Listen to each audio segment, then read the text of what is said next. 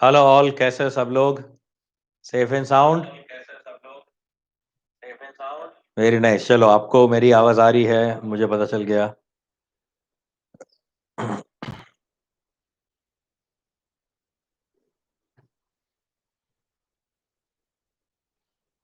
चलो, कौन कौन आ चुका है?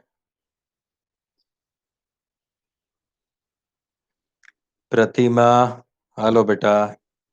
ईश्वरी, अपूर्वा, शिल्पा,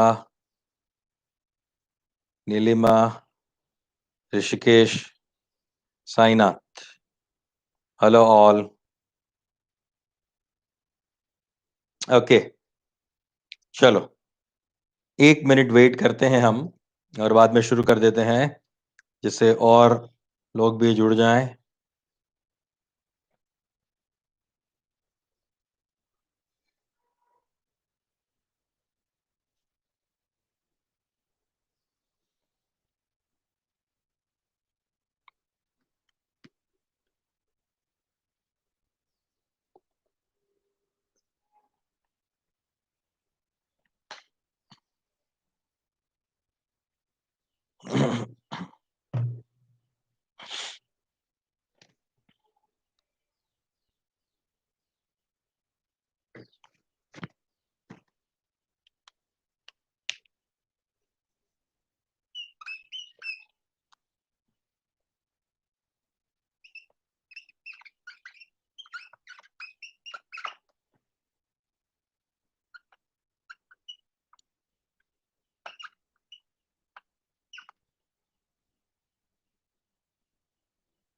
ओके, चलो अब हम शुरू कर देते हैं। अब किसी का वेट नहीं करना है। चलिए, ड्रॉबैक्स ऑफ लुईस थियरी। आपको याद है, लास्ट टाइम मैंने आपको लास्ट लेक्चर में लुईस थियरी के बारे में बताया था।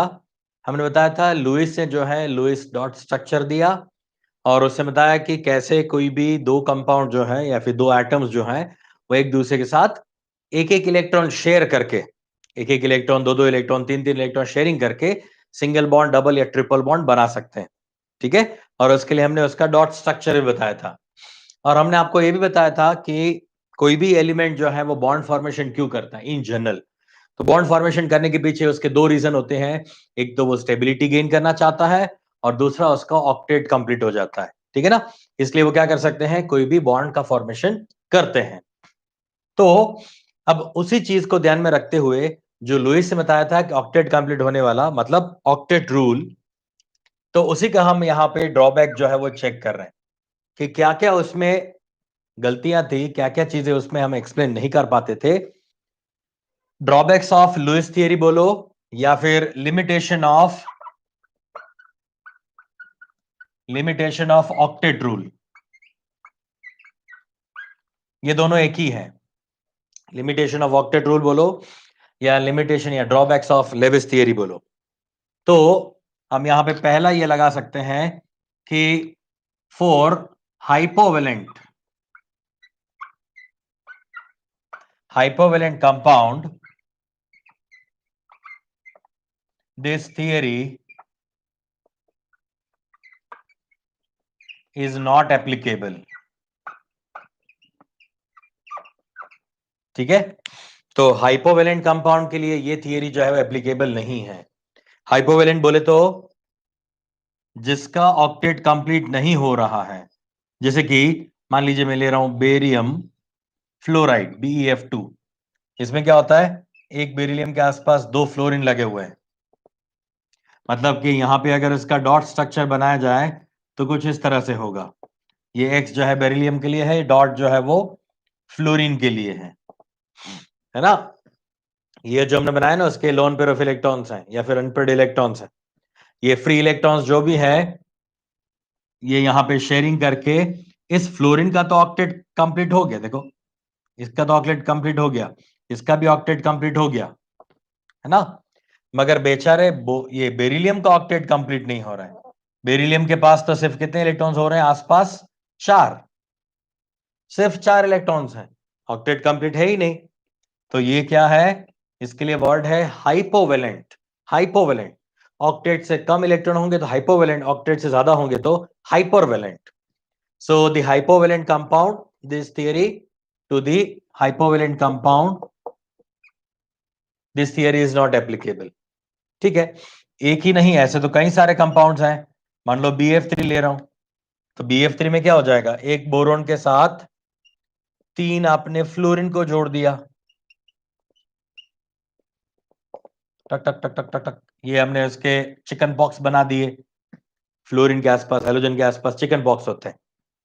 ठीक है, और बीच वाले बोरोन के लिए चेक करो, इसके पास तो सिर्फ कितने इलेक्ट्रॉन्स हो रहे हैं, 6. यहाँ पे 6 इलेक्ट्रॉन्स है सिर्फ. इसका ऑक्टेट कंप्लीट ही नहीं हुआ, फिर भी ये स्टेबल है. ठीक है, तो हमने जो कंडीशन जो बताई थी, उन दोनों कंडीशन में से एक तो फुलफिल ही नहीं हो रही ऑक्टेट वाली, फिर भी ऐसे कंपाउंड एग्जिस्ट करते हैं, मगर ये लुईस थियरी कुछ एक्सप्लेन नहीं कर पाता. ठीक है, चलिए, सिमिलरली जैसे हाइपोवेलेंट को अप्लाई नहीं होता ये, same way to hypervalent, to hypervalent compound this theory is not applicable. ठीक है ना, जैसे कि हम एग्जांपल ले रहे हैं PCl5, तो PCl5 में क्या होता है, फास्फोरस के आसपास 5 इलेक्ट्रॉन्स होते हैं, और उसके आसपास आप क्लोरीन लगा दो. चलो 5 क्लोरीन लगा दिए हमने, ये जो है इसके चिकन बॉक्स बना दिए हमने, क्लोरीन के चिकन बॉक्स. ठीक है, और इस फास्फोरस के आसपास चेक करो कितने इलेक्ट्रॉन्स हो रहे हैं, देयर आर 10 इलेक्ट्रॉन्स. यहां तो 10 इलेक्ट्रॉन है, ऑक्टेट से इलेक्ट्रॉन ज्यादा हो गए, तो भी वहां भी है तो स्टेबल ही, ये उल्टा और ज्यादा स्टेबल है, ज्यादा इलेक्ट्रॉन है तो ये भी चीज जो है वो लुईस डॉट स्ट्रक्चर या लुईस समझा नहीं पाता. इज इट ओके, ये क्लियर है सबको? ओके, चलो जल्दी फटाफट, 1 मिनट, आप क्या बोल रहे हो?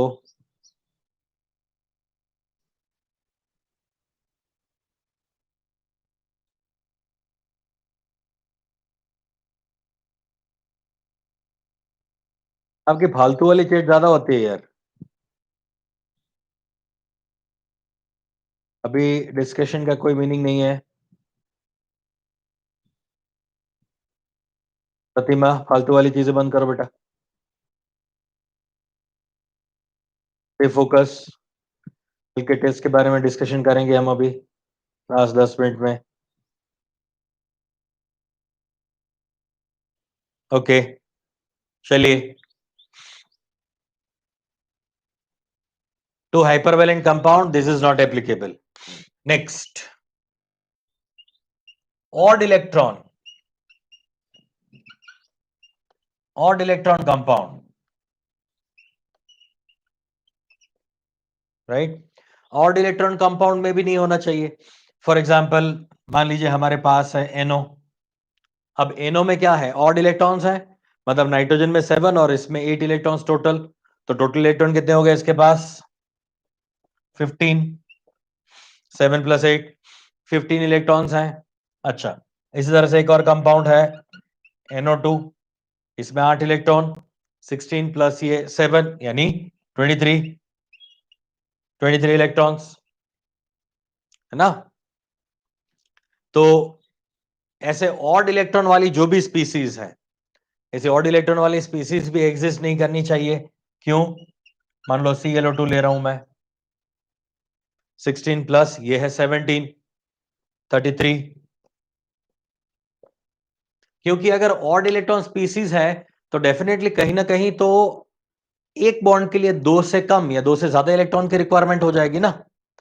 अगर मान लो मैं ऐसा लिख रहा हूं, ये बेरिलियम है और ये फ्लोरीन है, तो यहां पे ऐसा होना चाहिए ना कि इसके आसपास total number of electron even होने चाहिए, 4, 6, 10, 12, ऐसा कुछ भी हो सकता है. मगर ऑड इलेक्ट्रॉन में तो हम ऐसा बोलेंगे कि बीच में टोटल नंबर ऑफ इलेक्ट्रॉन्स कितने हो जाएंगे, कम या ज्यादा हो सकते हैं. आई बात समझ में? तो ऑड इलेक्ट्रॉन वाले कंपाउंड्स भी बनने नहीं चाहिए, क्योंकि एक बॉन्ड के लिए तो 2 इलेक्ट्रॉन की रिक्वायरमेंट होती है, एक बॉन्ड के लिए 2 इलेक्ट्रॉन की रिक्वायरमेंट है, तो उसके मल्टीप्लीकेशन में तो आपको हमेशा इवन नंबर ही मिलना चाहिए.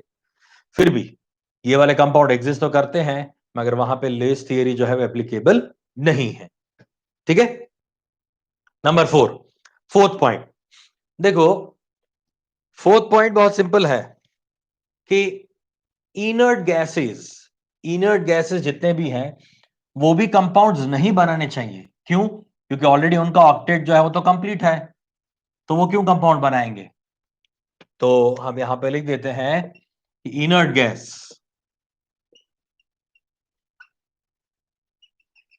Guys have octet,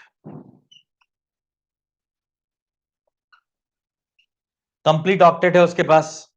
complete octet है तो वो कोई कंपाउंड ही नहीं बनाना चाहिए, मगर फिर भी एक CF2, एक CF4, एक CF6, एक CO2F2, या फिर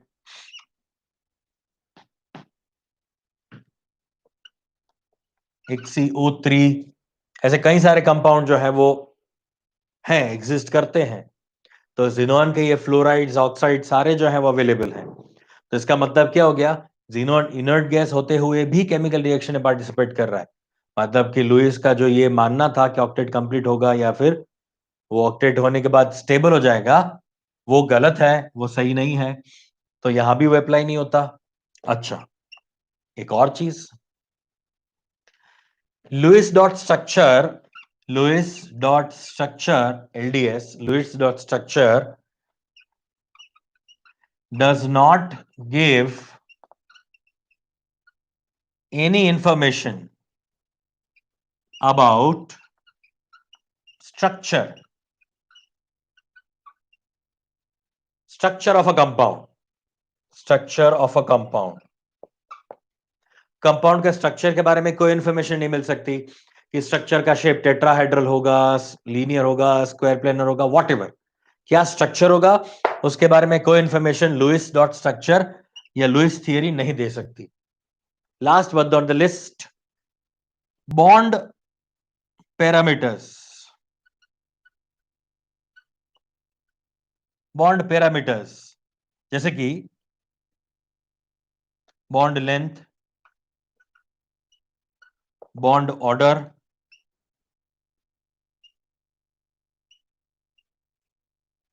strength, bond length, bond order, bond strength, इसके बारे में कोई इंफॉर्मेशन, बॉन्ड एंगल, इसके बारे में कोई भी इंफॉर्मेशन जो है वो लुईस डॉट स्ट्रक्चर से नहीं मिल सकता। ठीक है, so this are the main drawbacks और लिमिटेशंस ऑफ लुईस थियरी और ऑक्टेट थियरी। देखो, अब तक जब तक आप छोटे थे, मतलब आप जब 11 12th में थे, तब छोटे थे, तब तक आपको इसमें से दो तीन चीजें ही पता थी। मतलब हाइपोवेलेंट नहीं हो सकता, हाइपरवेलेंट नहीं हो सकता, ये सारी कहानी आती थी। शायद आपको ये भी पता हो कि ऑड इलेक्ट्रॉन वाला है, मगर ये सारे जो है वो भी क्या है, इसके लिमिटेशंस हैं। ये तीनों लिमिटेशंस बराबर से दिमाग में रखना। इनर्ट गैस वाला, लुईस डॉट स्ट्रक्चर में कोई इंफॉर्मेशन नहीं मिलती स्ट्रक्चर के लिए, बॉन्ड पैरामीटर्स के बारे में कोई इंफॉर्मेशन नहीं मिल सकती। ये सारी चीजें जो है वो भी इसका एक ड्रॉबैक ही है। ठीक है, ये क्लियर हो गया? ये सिर्फ हम ड्रॉबैक्स के लिए बात कर रहे थे ना। अब हम डिस्कस करने वाले हैं कि क्यों किसी भी कंपाउंड में स्ट्रक्चर अलग हो सकता है, या स्ट्रक्चर कैसे डिसाइड कर सकते हैं, या फिर बॉन्ड पैरामीटर्स कौन कौन सी चीजों पर डिपेंड करते हैं। वो वाला अब आपका नेक्स्ट थियरी आ रहा है, वो है वैलेंस बॉन्ड थियरी, VBT। वो इन सारी चीजों के बारे में आपको इंफॉर्मेशन दे सकता है। ठीक है, चलो ये फटाक से देख लो।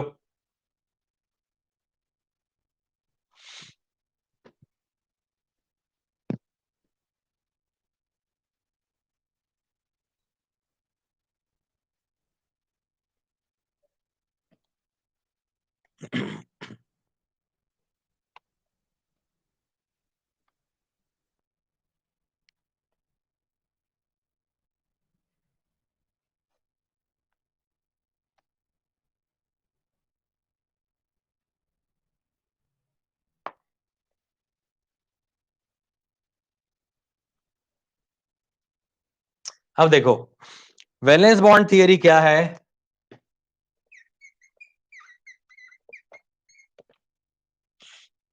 VBT, अब वैलेंस बॉन्ड थियरी पढ़ने से पहले मैं आपको थोड़ा एक इंफॉर्मेटिव चीज बता देता हूं। मतलब आपको सिर्फ ये याद रखना है, ये 80 के है, एड टू योर नॉलेज। ये कोई ऐसी चीज नहीं है कि जो डायरेक्ट एग्जाम में पूछ ली जाए, मगर ये आपको पता होना चाहिए, है ना। तो देखो, hydrogen, boron, carbon, nitrogen, oxygen, fluorine, मतलब हमारा है ये सेकेंड पीरियड। हाइड्रोजन को छोड़ के बाकी सारे जो सेकेंड पीरियड के हैं, उनका जो वैलेंसी है, जिसको बोलते हैं कोवैलेंसी, वो कोवैलेंसी जो है वो for second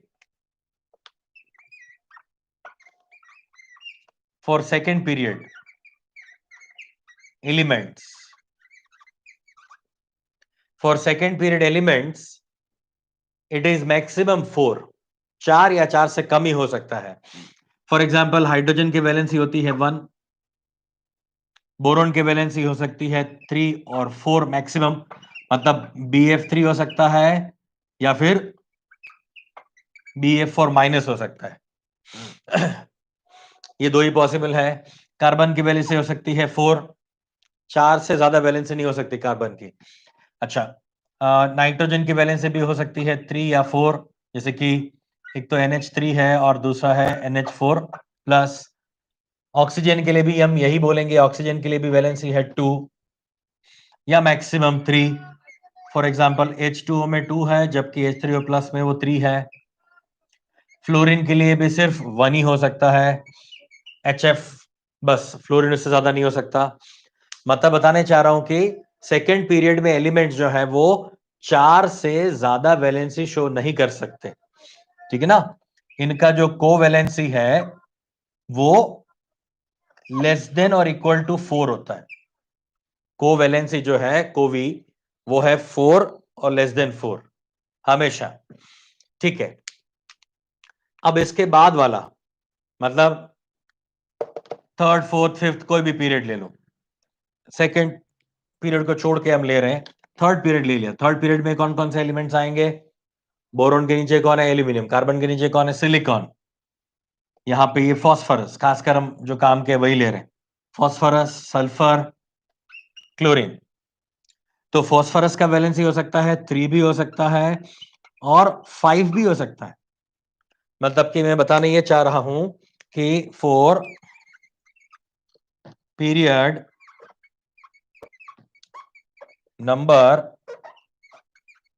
3 to 7, for period number 3 to 7, covalency can be greater than equal to 4। 4 भी हो सकता है और 4 से ज्यादा भी हो सकता है, ठीक है। 4 से कम भी हो सकता है, सारी पॉसिबिलिटीज है, but it can be greater than और इक्वल टू 4, यानी 4 से ज्यादा जा सकता है। इसको बोला जाता है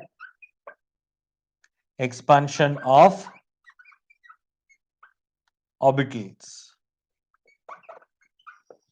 because they have D orbitals, तो एक्सपांड हो सकता है। इसका आपको हाइब्रिडाइजेशन बताया ना, ये 5 है ना, तो ये क्या हो जाएगा? sp3d, ये sp3d हो गया ना। ये आपका हो सकता है sp3, तो ये sp3d है। इसमें d ऑर्बिटल है ही नहीं, इसलिए एक्सपांड नहीं कर सकता वो। सल्फर का भी आप जानते हो 2 हो सकता है, 4 हो सकता है, 6 भी हो सकता है। और क्लोरीन का तो आप बहुत सारा कर सकते हो, HClO, HClO2, HClO3, HClO4। मतलब इसमें वैलेंसी है 1, इसमें है 3, इसमें है 5, इसमें है 7। मतलब क्लोरीन का तो बहुत ज्यादा वैलेंसी तक जा सकता है, यानी वो इतने इलेक्ट्रॉन्स लूज कर सकता है, ठीक है। तो ये बराबर से याद रखना, ये कहीं ना कहीं काम में आता ही रहेगा। छोटे छोटे क्वेश्चंस भी इसमें से पूछ लिए जाते हैं। ये यहां पे पूछा जाता है कि क्यों NCl3 पॉसिबल है, NCl5 पॉसिबल नहीं है। क्यों NCl3 पॉसिबल है जबकि NCl5 पॉसिबल नहीं है, ये पूछा जा चुका है, राइट। तो आप लिख सकते हो इसमें कि नाइट्रोजन जो है उसमें डी ऑर्बिटल ना होने की वजह से वो एक्सपांड नहीं हो सकता, जबकि इसमें डी ऑर्बिटल्स है सब में, तो वो एक्सपांड हो सकते हैं। तो इसका वैलेंसी 4 से ज्यादा हो सकता है। ठीक है ना, छोटा सा इंफॉर्मेशन है मगर काम का है, आगे जाके बहुत काम आएगा ये। ठीक है, कंसेप्ट है सिर्फ ये। Got it? मिटा दे इसको। अब जाते हैं वीबीटी पे, valence bond theory. Valence bond theory के 4-5 पोस्टुलेट्स हैं। पहला पोस्टुलेट तो ये है कि दो एलिमेंट जिनके बीच में बॉन्ड फॉर्मेशन होने वाला है उनमें एम्प्टी ऑर्बिटल्स होनी चाहिए। To make a covalent bond, to make a single और double bond, both the elements must have half filled orbitals और incomplete orbitals, दोनों के पास इनकम्प्लीट ऑर्बिटल्स होनी चाहिए। ये पहला इसका रिक्वायरमेंट है। दूसरा रिक्वायरमेंट, दोनों के पास जो हाफ फिल्ड है या फिर इनकम्प्लीट ऑर्बिटल्स हैं उसमें जो इलेक्ट्रॉन्स है उनका स्पिन क्या होना चाहिए? अपोजिट। एक का स्पिन प्लस है तो दूसरे का स्पिन होना चाहिए माइनस। दोनों अपोजिट स्पिन वाले जो हैं वही एक दूसरे के साथ क्या कर सकते हैं? इंटरैक्शन करके बॉन्ड फॉर्मेशन कर सकते हैं। ठीक है, तो ये दूसरा रिक्वायरमेंट है। तो इनकम्प्लीट ऑर्बिटल्स होनी चाहिए और दूसरा उनके पास अपोजिट स्पिन वाले ऑर्बिटल्स होनी चाहिए, इलेक्ट्रॉन्स होने चाहिए। तीसरा रिक्वायरमेंट क्या है वीबीटी के लिए? तीसरा रिक्वायरमेंट क्या है? तीसरा रिक्वायरमेंट यह है कि जब आप इन दोनों को जोड़ने के लिए ला रहे हो, दोनों ऑर्बिटल्स को जोड़ने के लिए ला रहे हो, तब वो लीनियर कॉम्बिनेशन करते हैं। मतलब ऑर्बिटल्स का हेड ऑन ओवरलैपिंग होता है एक दूसरे के साथ, या फिर इन दोनों का क्या होता है? साइड वाइज ओवरलैपिंग होता है। तो इस तरह की कंडीशन होनी चाहिए, साइड वाइज ओवरलैपिंग के लिए कंडीशन होनी चाहिए। ठीक है, और एक काम की चीज देखो, मान लो हम ऑर्बिटल ऐसे बना रहे हैं और दूसरे एलिमेंट की ऑर्बिटल हम ऐसे बना रहे हैं। ठीक है, अब इन दोनों को मुझे ओवरलैप करना है। दूसरे ऑर्बिटल जो है, दूसरे एलिमेंट की ऑर्बिटल ऐसी है, इसको हमें क्या करना है? ओवरलैप करना है। तो ये ओवरलैपिंग जो है ना वो 50% तक ही हो सकती है। मतलब ये एक दूसरे के ऊपर 50% जितना ही ये लोब जो है वो ओवरलैप हो जाएगा। मतलब ऐसा ही हो सकता है, इसके ऊपर इसका ऐसा ओवरलैपिंग हो गया, चलो ठीक है। अच्छा, कोई बोलेगा सर ऐसा नहीं कर सकते क्या? इतना अंदर तक आके ओवरलैप नहीं हो सकता क्या?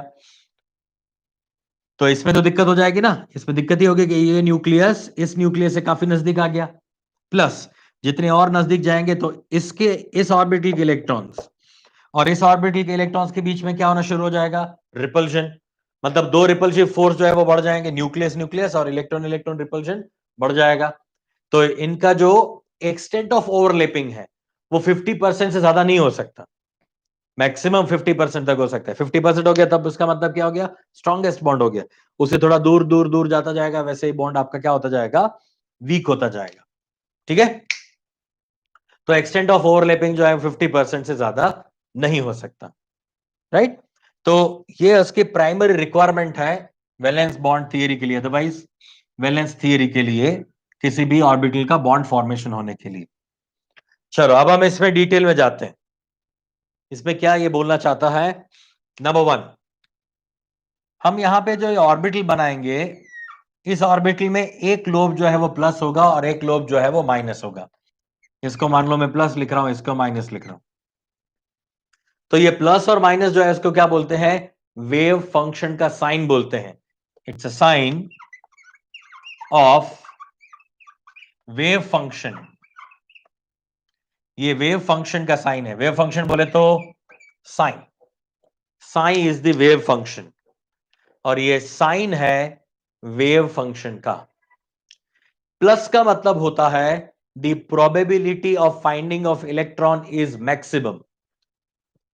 Listen carefully, probability of finding of electron is maximum, plus का मतलब। माइनस का मतलब there is no possibility of electron there. Okay, और the possibility of finding of electron is minus, negative. इसको कुछ ऐसे याद रखो। देखो, अभी आप लोग आपके घर में बैठे हुए हो, आपके रूम में बैठे हुए हो, so the probability of finding of you in your room is positive. कोई अगर आपके रूम में एंटर होगा तो वहां पे आपके मिलने के चांसेस जो है वो पॉजिटिव है। कोई आपको अगर ये इंग्लिश में भी ये वर्ड है, इंग्लिश में भी ये फ्रेज ऐसा बोला जाता है या फिर वर्ड ऐसा बोला जाता है, कोई आपको ऐसा पूछेगा कि क्या आप रात को 10 बजे घर पे रहेंगे, तो आप बोल सकते हो यस, पॉजिटिवली। पॉजिटिवली रात को 10 बजे कौन बाहर घूमता है, राइट? और वो भी इस काल में, सीसी में, कोरोना काल में, राइट? तो इसका मतलब ये हो गया कि 10 बजे रात को आपका घर में होने का चांसेस जो है वो पॉजिटिव है। और अगर मान लो आपकी कॉलेज शुरू हो गई है, आप जा रहे हो, आपकी डिग्री कॉलेज शुरू हो गई, आप वहां पे जा रहे हो, आपका सुबह 8 बजे का कॉलेज होता है, और कोई आपको पूछेगा कि क्या आप सुबह 10 बजे घर पे रहोगे, तब बोल सकते हो नेगेटिव, नहीं, तब तो मैं इंजीनियरिंग कॉलेज या मेडिकल कॉलेज में रहता हूं या रहती हूं, है ना? तो वो वर्ड है नेगेटिव। नेगेटिव का मतलब है नहीं। So this is known as probability of finding of you. Same way the probability of finding of electron is positive और नेगेटिव। ये कोई मैथमेटिकल साइन नहीं है, ये कोई चार्ज का साइन नहीं है, ठीक है? अब जब हम इस वेव को चेक करते हैं, देखो ऐसा होता ही है, ये पॉजिटिव है नेगेटिव है, पॉजिटिव है नेगेटिव है, ठीक है? अब जब दो ऑर्बिटल्स का कॉम्बिनेशन होगा, जब दो ऑर्बिटल्स का कॉम्बिनेशन होगा, अगर प्लस प्लस वाली ऑर्बिटल सामने सामने आ गई, मतलब कि मैं यहां पे एक एग्जांपल ले लेता हूं, एक ऑर्बिटल ये है मेरे पास और सेकंड ऑर्बिटल ये है, दोनों प्लस प्लस वाले साइन मैंने सामने सामने रखे हुए हैं, तो इन दोनों के बीच में क्या हो जाएगा? ओवरलैपिंग हो जाएगा, या ओवरलैपिंग पॉजिटिव है या पॉसिबल है, क्योंकि यहां भी इलेक्ट्रॉन है, यहां भी इलेक्ट्रॉन है, तो इलेक्ट्रॉन इलेक्ट्रॉन के साथ क्या करेंगे? ओवरलैपिंग करेंगे।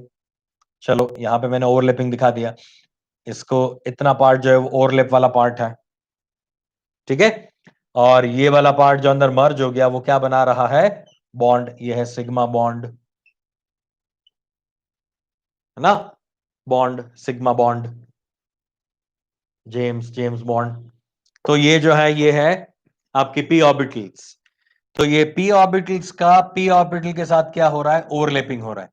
और एक चीज याद रखना बच्चों, यहां पे हम पी जेड ऑर्बिटल हमेशा लेंगे, क्योंकि by default Linus Pauling, Heitler London और स्लेटर, जिन लोगों ने ये वीबीटी दिया था, Linus Pauling, Slater, Heitler London, इन लोगों ने जेड एक्सिस को बॉन्ड एक्सिस माना है। उनके अकॉर्डिंगली जो जेड एक्सिस है वो बॉन्ड एक्सिस है। यहां पे ही ऑर्बिटल्स का क्या होता है? ओवरलैपिंग होता है। तो ये आपकी जेड एक्सिस है। तो ये आपको बाय डिफॉल्ट मान के चलना है कि पी जेड जो है वो क्या है? बॉन्ड एक्सिस है। और उसी पे अगर ये ऑर्बिटल लगे हुई है या फिर पड़ी हुई है, तो इसको बोलेंगे पी जेड ऑर्बिटल। और ये हो सकती है 2pz, 2pz, 2pz, ठीक है ना? क्योंकि पी तो 2 से शुरू होती है। ओके, इनका जो ये ओवरलैपिंग है उसको बोलेंगे हम head on overlapping, head on overlapping. ये हेड ऑन ओवरलैपिंग हो रहा है। इसका एक और तरह से भी ओवरलैपिंग हो सकता है, जिसको हम बोल सकते हैं साइड वाइज ओवरलैपिंग। वो कैसे होता है यहीं पे दिखा देता हूं मैं। चलो, साइड वाइज ओवरलैपिंग, इसको आप 2px भी ले सकते हो या 2py भी ले सकते हो, वॉट एवर, आपकी मर्जी। मगर ये दोनों है वो y या x होंगे, दोनों x x होंगे, दोनों y y होंगे, ठीक है? दिख नहीं रहा है आपको? ऊपर लिख देता हूं, चलो।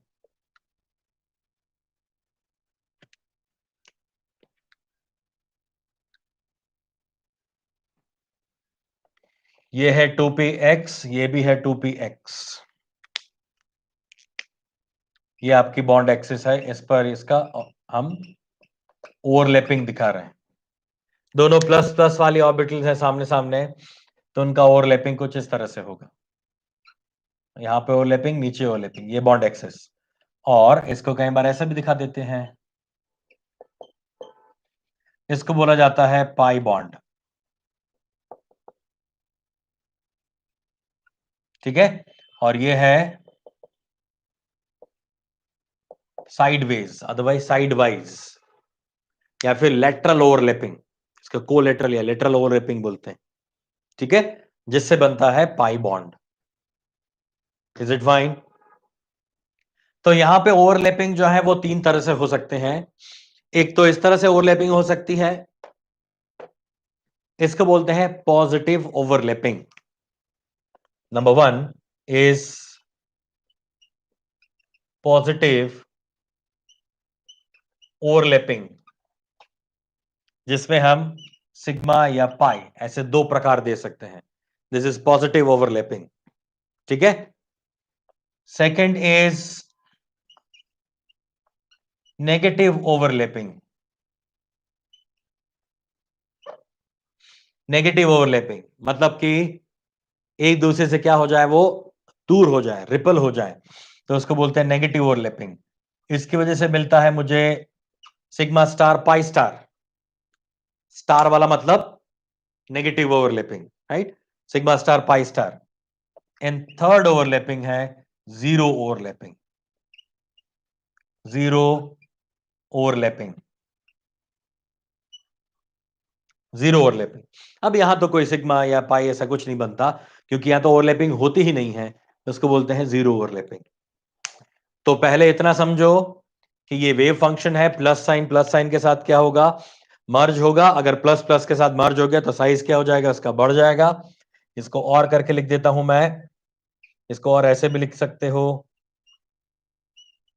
Minus plus minus. ऐसा आप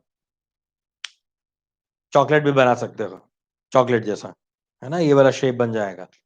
गॉट इट, इक्लियर्स। और अगर वो साइडवाइज ओवरलैपिंग हो रहा है, साइडवेज अथवा साइडवाइज, तो वो पाई बॉन्ड बनाएगा। ये दोनों है पॉजिटिव ओवरलैपिंग। पॉजिटिव क्यों बोला बेटा मैंने, क्योंकि ये पॉजिटिव पॉजिटिव वाले और नेगेटिव नेगेटिव वाले जुड़ रहे हैं, इसलिए। क्योंकि जहां पे इलेक्ट्रॉन के होने की पॉसिबिलिटी है, वो एक दूसरे के साथ जुड़ जाएंगे, और नहीं है वो भी जुड़ जाएंगे, ठीक है। अब चेक करते हैं नेगेटिव ओवरलैपिंग क्या होता है। तो सिंपल, नेगेटिव ओवरलैपिंग में ये प्लस वाला सामने माइनस वाले के साथ जुड़ने की कोशिश करेगा, तो वो नहीं हो पाएगा। इसको बोलते हैं नेगेटिव ओवरलैपिंग। प्लस वाला माइनस वाले के साथ जुड़ने की कोशिश करेगा, वो है negative overlapping. Got it, okay. ये मिटा दें इतना पूरा। अब बताते हैं आपको तीनों टाइप के ओवरलैपिंग का एग्जाम्पल।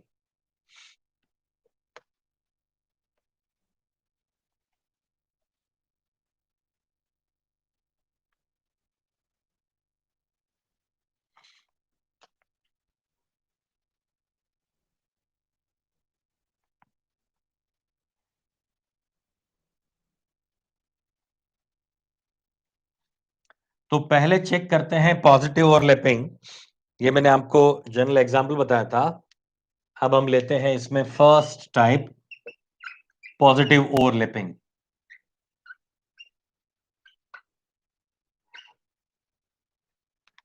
जैसे मैंने अभी आपको बताया, उसी चीज को हम पॉजिटिव ओवरलैपिंग बोलते हैं। और उसी के एग्जांपल्स ले रहा हूं मैं। एस ऑर्बिटल है, ये आपकी बॉन्ड एक्सिस है। सामने भी एस ऑर्बिटल है, ये बॉन्ड एक्सिस है जिसका नाम है जेड बाय डिफॉल्ट। और इनके ऊपर ओवरलैपिंग हो रही है, ठीक है, ये बन रहा है sigma bond. Got it, so this is positive overlapping, okay. दूसरा एक एग्जांपल मैंने बताया आपको, ये वाला, चलो फटाफट वो भी लेता हूं मैं। उसका ओवरलैपिंग दिखाया था मैंने कुछ इस तरह से, ठीक है। This is also a positive overlapping. ये भी बन रहा है यहां पे सिग्मा बॉन्ड, ठीक है। चलिए,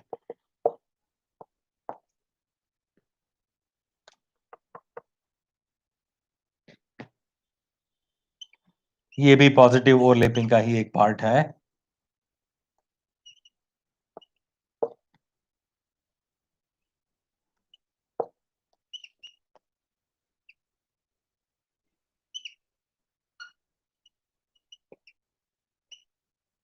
इसको बोलेंगे पाई बॉन्ड, राइट। चलो एक और पॉजिटिव ओवरलैपिंग बता रहा हूं।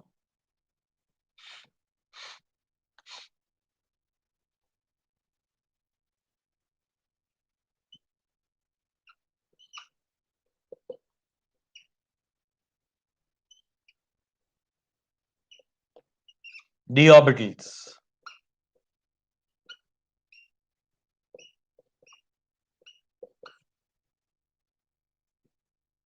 ओके, चलो यहां पे प्लस प्लस ऊपर माइनस माइनस, इसका ओवरलैपिंग हो जाएगा। यहां पे ये प्लस ये माइनस का ओवरलैपिंग होगा। तो मैं ऐसे दिखा रहा हूं उसको, समझना बराबर से।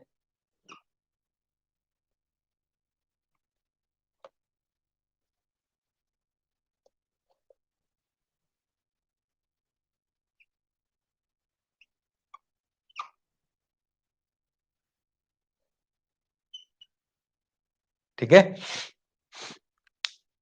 और इनके बीच में ओवरलैपिंग हो रहा है। ये ओवरलैपिंग यहां पे हो गया, ये इसके साथ हो गया, ये यहां पे हो गया, ये इसके साथ हो गया। ऐसा भी ओवरलैपिंग हो सकता है, और इसको बोला जाता है डेल्टा बॉन्ड। ठीक है, तो ये ओवरलैपिंग है डेल्टा बॉन्ड। मतलब मैंने क्या बताया आपको कि अगर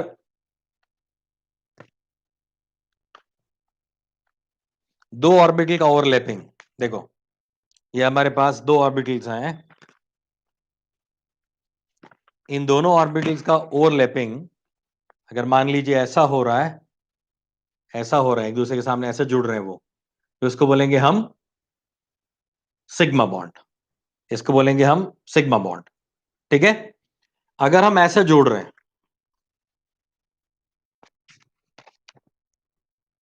इसको ऐसे जोड़ रहे हैं अगर, तो ये है पाई बॉन्ड, ये सिग्मा बॉन्ड, ये पाई बॉन्ड है ना, साइड वाइज। मगर जब आप ऐसे जोड़ोगे, देखो ऐसे,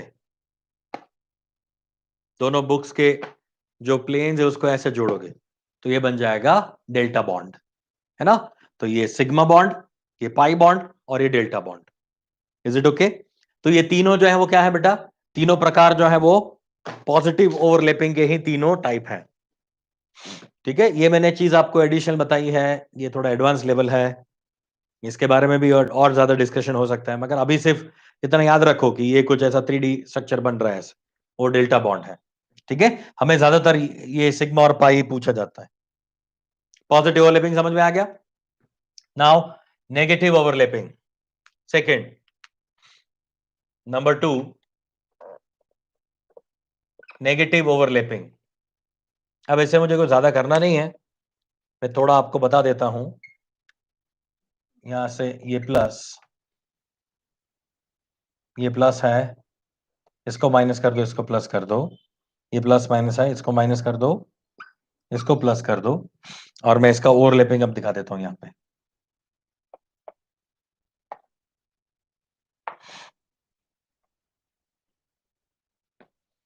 इसमें तो एस ऑर्बिटल में तो ऐसा कुछ नहीं हो सकता, जो भी कहानी है वो पीजेड या पीएक्स में ही होने वाली है।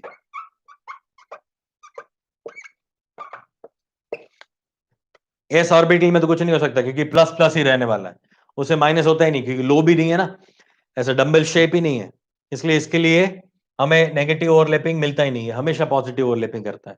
ठीक है, यहां पे लिख देते हैं नॉट पॉसिबल, नॉट पॉसिबल। ठीक है, एस ऑर्बिटल कभी नेगेटिव नहीं होती। हाँ, ये नेगेटिव हो जाएगी, देखना ये इसके साथ बॉन्ड फॉर्मेशन नहीं करेगा, रिपल करेगा इसको, तो कुछ ऐसा बन जाएगा।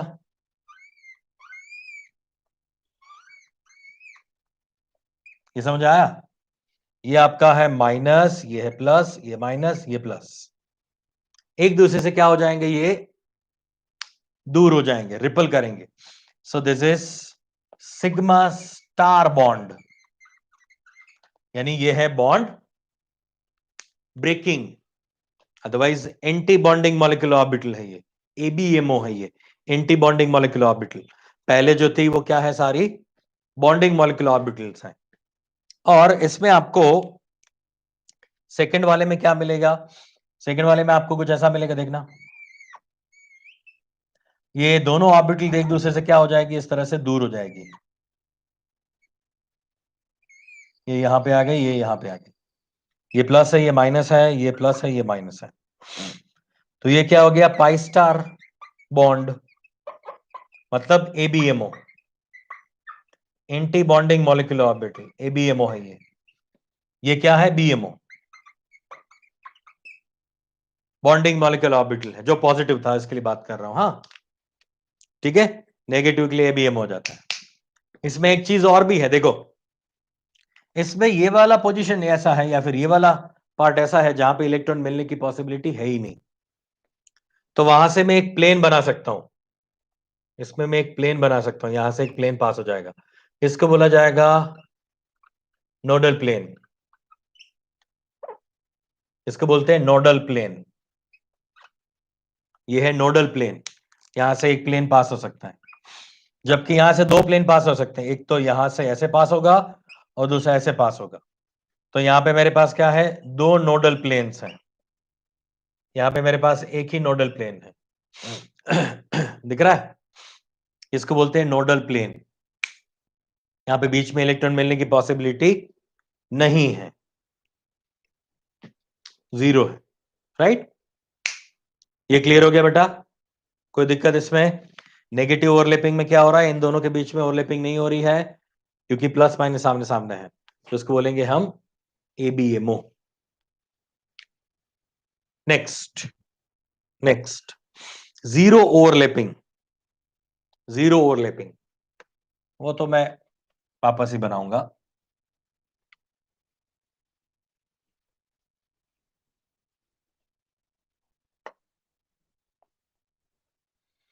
ये स्ट्रक्चर्स याद रखना, ओवरलैपिंग आपको डायरेक्टली क्वेश्चन में पूछा जा सकता है कि ये ऐसा बोलेंगे 2pz positive overlapping, 2pz positive overlapping, which of the following structure is positive overlapping of 2pz। तो 2pz का ओवरलैपिंग होगा तो z का मतलब वो कहाँ है, एक्सिस पर है, तो वो जो इक्लेयर जैसा बन रहा था ना, वो बन जाएगा हमारा पॉजिटिव ओवरलैपिंग का, है ना। और बाकी के दो जो दिख रहे थे वो कैसे दिख रहे थे, दोनों का सर जो है सामने सामने है, वो दूर है, योगा कर रहे हैं, है ना, सोए हुए हैं, दोनों का सर एक दूसरे के सामने सामने इस तरह से, तो वो है नेगेटिव ओवरलैपिंग ऑफ pz। ठीक है, okay. Now zero overlapping number 3, zero overlapping, ये चीज दिमाग में रखनी है आपको। इसमें कौन कौन सा टाइप हो सकता है, चलो नंबर 1, एक s ऑर्बिटल ले लिया और उसके सामने मैंने ले लिया इस तरह से px ऑर्बिटल या 2px ऑर्बिटल, ये 2s है और 2ps है, तो 2px और 2py दोनों में से कोई भी ले सकते हो, 2pz नहीं। अगर 2pz लोगे तो ये एक्सिस पर है, वो भी एक्सिस पर होगा z वाला, तो इसके साथ वो पॉजिटिव ओवरलैपिंग करेगा, जबकि इन दोनों के साथ वो क्या करता है, जीरो ओवरलैपिंग करता है। मतलब यहाँ पे s ऑर्बिटल है, यहाँ पे आपकी p ऑर्बिटल है, कोई यहाँ पे ओवरलैपिंग नहीं हो सकती, पॉसिबल ही नहीं है, नो बॉन्ड, ये है नो बॉन्ड, कोई बॉन्ड नहीं बन रहा है, जीरो ओवरलैपिंग। अच्छा, अब एक और ओवरलैपिंग हो सकती है जो जीरो है, जैसे कि ये आपकी ऑर्बिटल है 2px और 2py प्लस इसके सामने अगर 2pz ले लिया जाए, इसके सामने अगर आप 2pz लोगे तो क्या होगा, तब भी ऐसा ही होगा, ये ऑर्बिटल यहां पे है, ये 2pz यहां पे है, कुछ ओवरलैपिंग का चांस ही नहीं है, इन दोनों का ओरिएंटेशन ही अलग अलग है, तो कभी ओवरलैप नहीं हो सकता। हाँ, एक और कंडीशन है जीरो ओवरलैपिंग के लिए, ये भी नो बॉन्ड। जीरो ओवरलैपिंग के लिए एक और चांस है, एक और कंडीशन है, ये आपकी है 2px प्लस ये है 2py।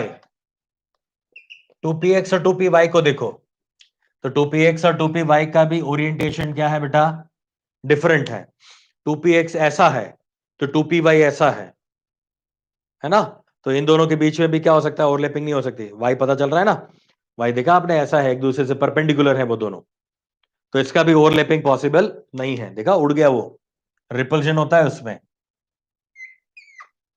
तो ये भी कभी पॉसिबल नहीं है, नो बॉन्ड,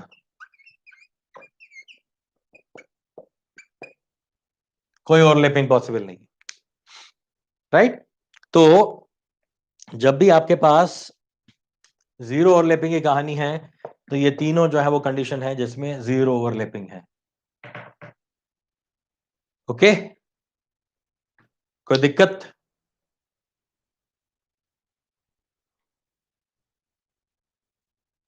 चलिए आगे चलते हैं।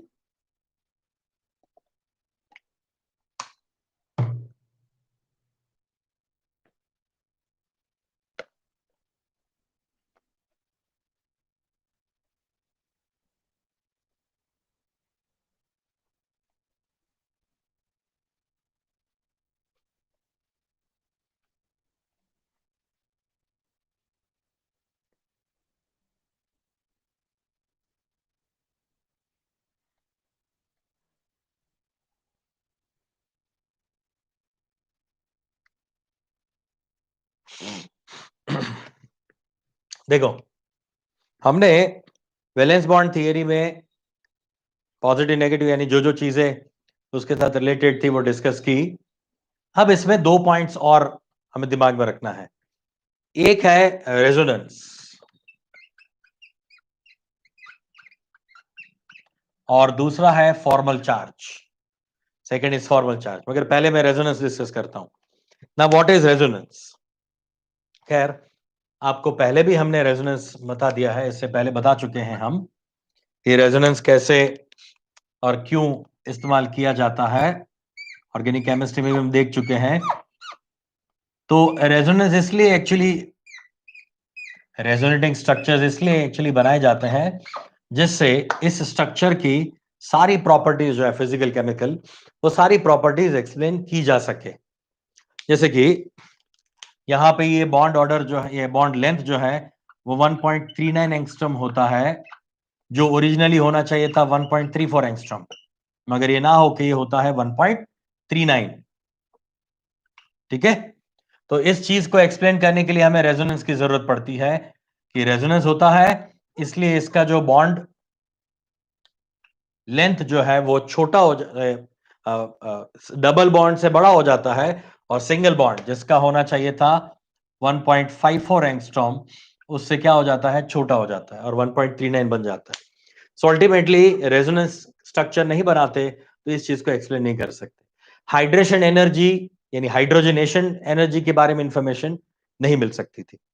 ठीक है, मगर यहां पे केमिकल बॉन्ड वाले स्ट्रक्चर में या केमिकल बॉन्ड वाले चैप्टर में हमें कहां पे ये इस्तेमाल करना है? हमें अभी ये कैलकुलेट करने के लिए इस्तेमाल करना है बॉन्ड ऑर्डर। बॉन्ड ऑर्डर को कैलकुलेट करने के लिए हमें रेजोनेटिंग स्ट्रक्चर्स की रिक्वायरमेंट होगी। अगर आप रेजोनेटिंग स्ट्रक्चर्स जानते होंगे तब आप क्या कर सकते हो, किसी भी कंपाउंड में बॉन्ड ऑर्डर जो है वो फाइंड कर सकते हो। बॉन्ड ऑर्डर फाइंड करने के लिए स्पेशल यूज किया जाता है ये। तो पहले मैं आपको ये बताता हूं कि कैसे बॉन्ड ऑर्डर फाइंड करा जाता है, और बाद में आपको एक ट्रिक बता दूंगा। जो हमारा नॉर्मल मेथड है वो पहले बताऊंगा मैं, नॉर्मल मेथड के बाद आपका एबनॉर्मल, मतलब कि पहले गरीबों वाला बाद में अमीरों वाला मेथड। तो फटाक से बता देता हूं मैं, चलो जल्दी। इसके बारे में तो ठीक है, मैं ऐसा एग्जांपल ले रहा हूं जिसमें रेजोनेंस या फिर बॉन्ड ऑर्डर पूछा जाता है। बहुत ही पॉपुलर एग्जांपल है CO3-2 कार्बोनेट। CO3-2, CO3-2 में आपको पूछा जाएगा इसका बॉन्ड ऑर्डर क्या है, what is the bond order. तो bond order between CO, CO का आपको बॉन्ड ऑर्डर पूछा जाता है। ठीक है, तो फॉर्मूला क्या है? पहले तो आपको पता होना चाहिए कि इसके कितने रेजोनेटिंग स्ट्रक्चर्स बन सकते हैं। तो इसके 3 रेजोनेटिंग स्ट्रक्चर्स पॉसिबल है। एक ये हो गया, दूसरा ये हो गया, और तीसरा ये हो गया।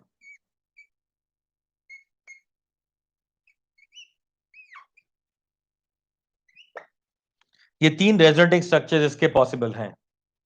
एक में डबल बॉन्ड यहां पे, दूसरे में यहां पे, तीसरे में यहां पे कर दिया मैंने।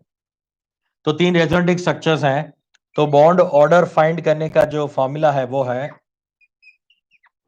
Number of bonds, number of bonds over the number of resonating structures.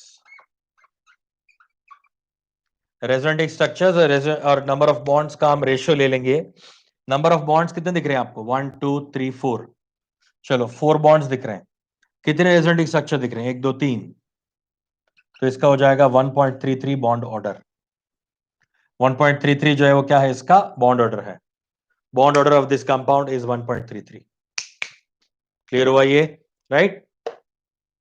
तो इसमें सीओ के बीच में बॉन्ड ऑर्डर है 1.33। अब ऐसा क्यों है, देखो, एक तो तीनों के साथ सिंगल सिंगल सिंगल बॉन्ड तो है, सीओ के बीच में एक सिंगल बॉन्ड तो है ही है, प्लस एक ऐसा बॉन्ड है, ये पाई बॉन्ड, ये एक पाई बॉन्ड है और बाकी ये सब सिग्मा है।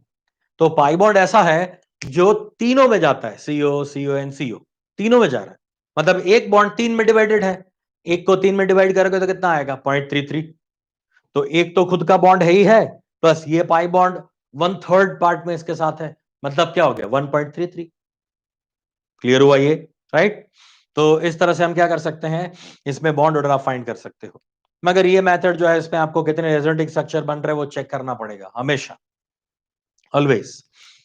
फॉर एग्जाम्पल, एक और एग्जाम्पल लेते हैं, PO4-3, लेट्स से PO4-3 में क्या होता है, 4 ऑक्सीजन है, तो 4 ऑक्सीजन को ऐसे अरेंज कर दो, एक ऑक्सीजन को यहां पे लगा दिया और बाकी 3 को यहां पे लगा दिया, सिंगल सिंगल सिंगल बॉन्ड, यहां पे डबल बॉन्ड, ये -1 -1 -1। अब आप इसमें डायरेक्टली आंसर ऐसे दे सकते हो कि अगर आपको बॉन्ड ऑर्डर फाइंड करना है तो बॉन्ड ऑर्डर क्या हो जाएगा, टोटल नंबर ऑफ बॉन्ड्स 1 2 3 4 5। चलो 5 यहां पे मेरे पास टोटल नंबर ऑफ बॉन्ड्स हैं, और कितने रेजोनेटिंग स्ट्रक्चर्स हो रहे हैं, तो ये 1 2 3 4 5 में एक डबल बॉन्ड यहां पे, डबल बॉन्ड यहां पे, डबल बॉन्ड यहां पे, डबल बॉन्ड यहां पे, मतलब 4। तो ये 1.25 आपका आंसर हो जाएगा। हम ऐसा भी देख सकते हैं कि एक एक सिंगल बॉन्ड तो है सब में, सब में सिंगल बॉन्ड तो है ही है, और एक पाई बॉन्ड है, तो एक पाई बॉन्ड कितने में डिवाइडेड है, 4 में, तो 1/4, तो 0.25, तो 1.25 हो गया। इस तरह से चेक करते हो, मगर इसमें आपको क्या पता होना चाहिए, टोटल रेजोनेटिंग स्ट्रक्चर्स आपको पता होने चाहिए। आपको लगेगा सर इसमें तो मजा आ जाएगा ना, 4 तो दिख रहे हैं ना, एक यहां पे एक यहां पे, 4 तो दिख रहे हैं, बहुत बढ़िया, इसमें तो रेजोनेटिंग स्ट्रक्चर मुझे पता ही है। ठीक है, अब इसके लिए बताओ,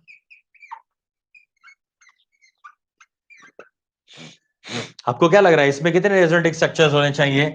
ये आपका सल्फ्यूरिक एसिड का सल्फेट है, SO4-2 है ये, SO4-2।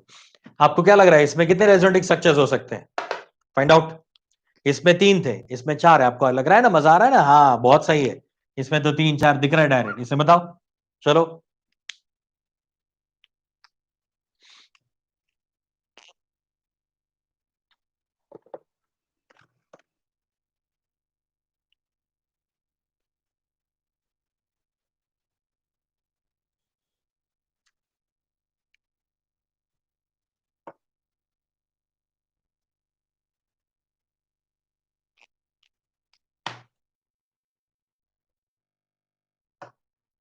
चलो एक आंसर आ रहा है 3, सिद्धि आंसर दे रही है 3, गोपाल 2, वरुण 2, प्राजक्ता 2, ईश्वरी 2।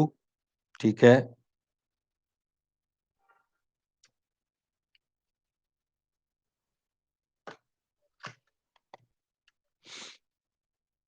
चलो आपको जो भी इसके रेजोनेटिंग स्ट्रक्चर्स लग रहे हैं, 2 या 3 या वॉटएवर आपको जो लग रहा है, उसके अकॉर्डिंगली आप इसका बॉन्ड ऑर्डर फाइंड कर लो, आप इसका बॉन्ड ऑर्डर फाइंड कर लो।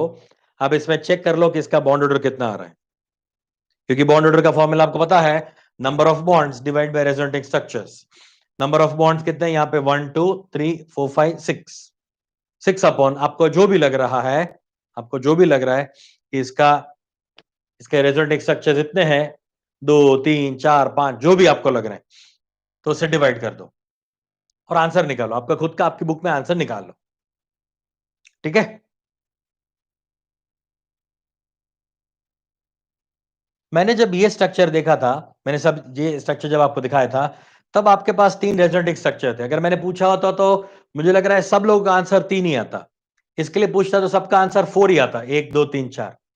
मतलब ये बहुत ही सर्टेन स्ट्रक्चर है, मगर जैसे ही मैंने ये स्ट्रक्चर बना के दिया, आप सब लोगों का आंसर अलग आने लगा, किसी का 2 है, किसी का 3 है, किसी का 4, वॉट ऐसे कुछ आंसर आने शुरू हो गए, है ना। अब देखना, अब मैं आपको एक यूनिवर्सल ट्रिक बता देता हूं मैं, जिसको SST बोलते हैं, सम्राट सर्च टेक्निक, कभी फेल नहीं होता। उससे हम बॉन्ड ऑर्डर निकालते हैं, और बाद में चेक करते हैं कि आपने रेजोनेटिंग स्ट्रक्चर ये मेथड से बनाया हुआ बॉन्ड ऑर्डर सही है या फिर हमारे वाला सही है, वो चेक करते हैं, है ना। हमारे वाला कहीं फेल नहीं होने वाला है। देखना क्या करेंगे हम, सिंपल सा है बॉन्ड ऑर्डर निकालने का तरीका। बॉन्ड ऑर्डर एसएसटी क्या है, bond order is equal to 1 plus pi upon sigma, 1 plus pi upon sigma, total number of pi bond upon total number of sigma bond. चलो ठीक है, इसमें पाई बॉन्ड कितना है, एक, तो एक डाल दो वहां पे, 1 plus 1 over how many sigma bonds are there, 3, 1.33 आ गया, समझा। Pi upon sigma bond, pi upon sigma bond, 1 plus pi upon sigma. Pi bond कितने बेटा, एक ही है, सिग्मा कितने हैं, 3, 1/3, 1/3 क्या हो गया, 0.33, और ये क्या हो जाएगा 1, 1 प्लस 0.33 मतलब 1.33 आ गया आंसर। Very nice. इसके लिए चेक करो बॉन्ड ऑर्डर, इसके लिए हमारे ट्रिक से चेक करो, 1 plus pi upon sigma, 1 plus पाई कितना है बेटा, एक, सिग्मा कितना है 4, 25 हो गया, यानी 0.25 हो गया, 1.25 आंसर आ गया। यस, दोनों मेथड से आ गया। अब वही मेथड इसके लिए अप्लाई करो, वही मेथड यहां पे अप्लाई करो। चलो, तो ये bond order is equal to 1 plus pi upon sigma, check करो पाई बॉन्ड कितना है यहाँ पे, 2, 2 पाई है, सिग्मा कितना है 1 2 3 4, वेरी नाइस, 0.5 हो गया, 1.5। क्या आप लोगों का आंसर दो रेजोनेटिंग स्ट्रक्चर, तीन रेजोनेटिंग स्ट्रक्चर, किस में 1.5 आ रहा है, किसे 1.5 आ रहा है, किसी में भी नहीं, 2 से भी नहीं आएगा, क्योंकि 1 2 3 4, 4 डिवाइड बाय 2 करोगे तो 2 आएगा। अच्छा, कोई ऐसा बोलेगा 3, तो 1 2 3 4, 4 डिवाइड बाय 3 करोगे तो क्या आ जाएगा, ये वाला आ जाएगा ना, 4/3, 1.33, आपका तब भी आंसर 1.5 नहीं आएगा। ये बात समझ में, इसमें टोटल रेजोनेटिंग स्ट्रक्चर्स कितने होने चाहिए, टोटल बॉन्ड 1 2 3 4 5 6, 6/4, 6/4, यानी 4 रेजोनेटिंग स्ट्रक्चर्स यहां पे पॉसिबल है, 4 रेजोनेटिंग स्ट्रक्चर्स पॉसिबल है बेटा, है ना। तो ये चीज बराबर से दिमाग में रखना, रेजोनेटिंग स्ट्रक्चर फाइंड करके अगर कन्वेंशनल मेथड यूज करोगे गरीबों वाला, तो गरीबी छा जाएगी, आंसर ही नहीं आएगा। अमीरों वाला मेथड यूज करो, पाई upon sigma, 1 plus pi upon sigma, right, सीधा आंसर। चलो चेक करते हैं यार, हमें हम पे भी विश्वास नहीं है, चलो चेक कर लेते हैं। हमने क्या बोला था, सिंगल सिंगल सिंगल बॉन्ड तो है, मतलब एक एक एक एक बॉन्ड तो है सब में, और आपके पास दो पाई बॉन्ड्स बेटा, दो पाई बॉन्ड्स हैं, और दोनों पाई बॉन्ड्स कितने ऑक्सीजन के बीच में डिस्ट्रीब्यूट हो रहे हैं, 4 के बीच में, मतलब हर एक को कितना मिलेगा, आधा आधा, ये रहा ना, है ना, आधा आधा, राइट। यहां भी ऐसा ही तो था, एक था वो 3 को मिल रहा था, एक था बॉन्ड पाई बॉन्ड वो 4 को मिल रहा था, तो 1/4 था, ये दो 4 को मिल रहे हैं मतलब 1/2 है, हो गया ना 1.5। आई बात समझ में। तो कहीं भी कभी भी किसी भी कंपाउंड के लिए जब आपको नंबर ऑफ बॉन्ड्स फाइंड करने हो, bond order 1 plus pi upon sigma. चलो एक एग्जांपल और देता हूं मैं, ClO4 माइनस, ClO4 माइनस, इसके लिए बताओ, स्ट्रक्चर नहीं बनाया मैंने, आपको ClO4 माइनस के लिए बताना है, दिमाग लगाओ, बराबर से दिमाग लगाओ, यहां पे स्ट्रक्चर बनाना पड़ेगा, सिग्मा पाई बॉन्ड आपको ही ढूंढना पड़ेगा, फाइंड इट आउट।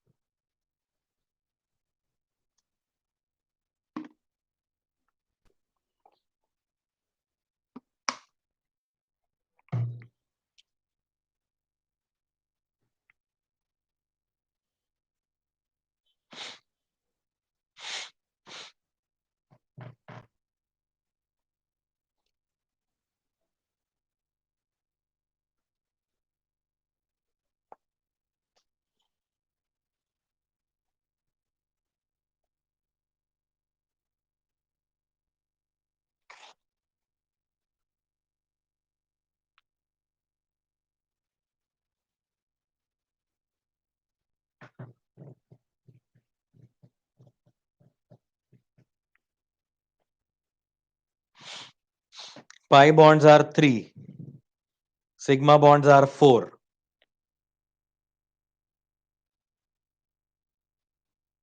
ठीक है,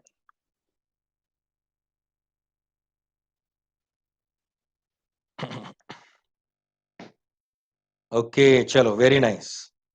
1.75 करेक्ट है. 1.75 इज द करेक्ट आंसर. देखो यहां पे क्लोरीन का ऑक्सीडेशन नंबर है 7. अभी मैंने बताया ना क्लोरीन का बैलेंस यहां पे 7 होता है. 7 बोले तो क्लोरीन के साथ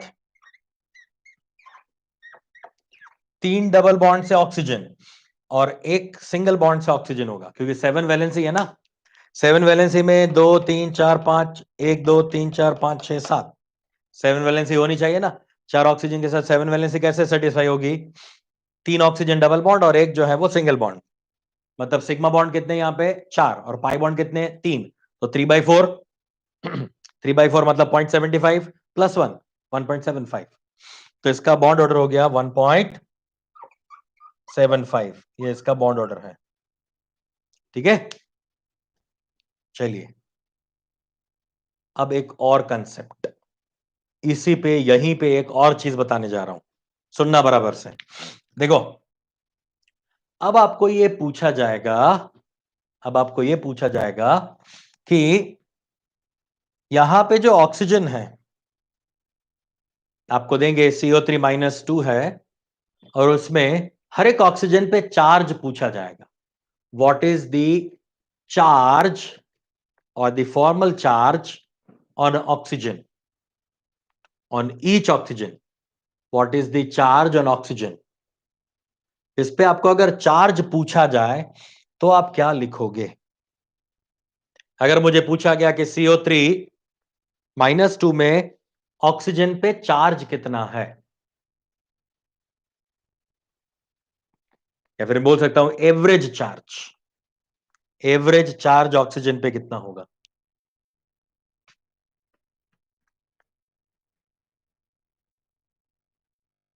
कुछ नहीं करना है आपको, इसमें कोई बड़ा ये रॉकेट साइंस नहीं है. कुछ नहीं चेक करना है आपको, सिर्फ इतना देखना है कि टोटल चार्ज कितना यहां पे -2 और नंबर ऑफ ऑक्सीजन कितने हैं 3, तो 2/3. 2/3 जितना क्या हो जाएगा उसका चार्ज हो जाएगा, या फिर फॉर्मल चार्ज हो जाएगा. हर एक के ऊपर, हर एक ऑक्सीजन के ऊपर 2/3 जितना चार्ज होगा, क्योंकि 3 रेजोनेटिंग स्ट्रक्चर्स बन रहे हैं. देखो 3 रेजोनेटिंग स्ट्रक्चर्स हैं, तो उसका एक्चुअल फॉर्मूला होता है टोटल चार्ज, अरे otherwise average charge on oxygen is equal to the total charge given divide by total resonating structures. ये चार्ज अपॉन रेजोनेटिंग स्ट्रक्चर बना लो. तो कितने रेजोनेटिंग स्ट्रक्चर्स हैं 3, और तो 2/3 जो है वो क्या हो जाएगा उसका चार्ज हो जाएगा. अदरवाइज ऐसा मत करो ना, डायरेक्ट यहीं से देख लो ना, -2/3 -2 3 ऑक्सीजन पे है, खत्म हो गई कहानी. ये 2/3 इसका क्या हो जाएगा इंडिविजुअल चार्ज हो जाएगा. यहां पे क्या हो जाएगा 3/4. 3/4 जो है वो क्या है 0.75, उसके ऊपर का चार्ज है. यहां भी कितना, यहां पे -2 है डिवाइड बाय 4, SO4 -2 यानी 0.5. यहां पे क्या करोगे 1 डिवाइड बाय 4 यानी 0.25. 0.25. ठीक है, तो एक चीज बताओ, यहां पे कितना चार्ज हो रहा था 0.75. 0.75 था ना. यहां पे कितना था 0.5. यहां पे कितना आ रहा है 0.25. अब देखना इसका बॉन्ड ऑर्डर क्या है 1.25. यहां पे तो एक्चुअली डबल बॉन्ड था ना, है तो सारे कंपाउंड डबल बॉन्ड वाले, दो दो बॉन्ड्स है ना. यहां भी डबल बॉन्ड है देखो. तो इसको बॉन्ड ऑर्डर को 2 करने के लिए, बॉन्ड ऑर्डर को 2 करने के लिए कितना कम पड़ रहा है, इस बॉन्ड ऑर्डर को 2 करने के लिए कितना कम पड़ रहा है 0.75. तो वो चार्ज है हर एक इंडिविजुअल ऑक्सीजन का. देखो 3/4 0.75. इसको 2 करने के लिए कितना कम पड़ रहा है 0.5. तो हर एक ऑक्सीजन का इंडिविजुअल चार्ज है. देखो इसको 2 करने के लिए कितना लग रहा है 0.5. हाँ तो ये 2/4 हो गया ना, 0.5 तो हुआ. यस, यहां पे कितना कम पड़ रहा है 0.25, तब जाके वो 2 हो रहा है बॉन्ड ऑर्डर. तो यहां से भी चेक कर सकते हो, ये 1/4 है तो 0.25. Very nice. यहां पे देखो यहां पे 1.33 है, उसको पॉइंट, इसको 2 करने के लिए कितना कम पड़ रहा है 0.66. तो ये 2/3 तो है, 2/3 का मतलब क्या होता है 0.66. आया समझ में? यहां से डायरेक्टली आपको आंसर मिल जाएगा। कई तरीके हो सकते हैं बेटा, कई तरीके हो सकते हैं, मगर हम जो सिंपल वाला तरीका यूज करेंगे वो दो ही दिमाग में रखेंगे। 1+π/σ बॉन्ड ऑर्डर मिल गया, और इस पे टोटल चार्ज अगर पूछा जाए ऑक्सीजन पे, यानी individual charge, average charge on oxygen, तो total charge divide by number of oxygen, total charge divide by number of oxygen, total charge divide by number of oxygen, बस ऐसा करके निकाल लेना। मैंने जो आपको टेक्निक बताई है वो हर बार वेरी होती रहेगी। डबल बॉन्ड है तो उसको डबल बॉन्ड यानी 2 तक लेके जाना है, ट्रिपल बॉन्ड है तो 3 तक लेके जाना है, ऐसा आपको करना पड़ेगा। मगर वो मैंने अलग ही आपको एक टेक्निक बता दी थी, वो इससे ज्यादा एडवांस जब लेवल पे जाओगे ना तब काम का है, अभी कोई काम का नहीं है। अभी सिर्फ इतना याद रख लो ना, charge upon total number of oxygen, that's all. वो हर एक इंडिविजुअल ऑक्सीजन का चार्ज है। क्लियर हो गई कहानी? यहां तक कोई दिक्कत है बेटा? आगे बढ़े। Yes.